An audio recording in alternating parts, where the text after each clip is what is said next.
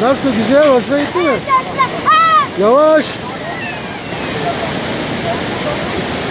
Ya baba ben elimi sokmak Bak bak bak bak. Gelin yana dur ya. Mustafa düşersin.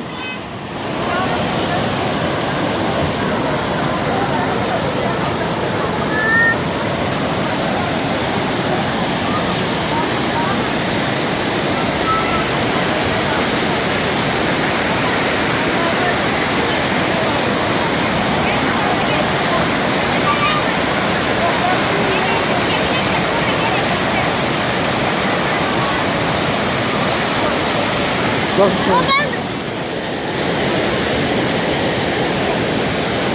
Baba ben... Çıkabilir miyim?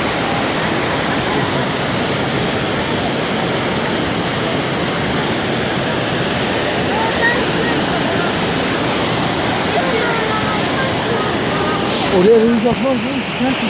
Telefonu düşürürsün. Bak telefonu. Tamam da.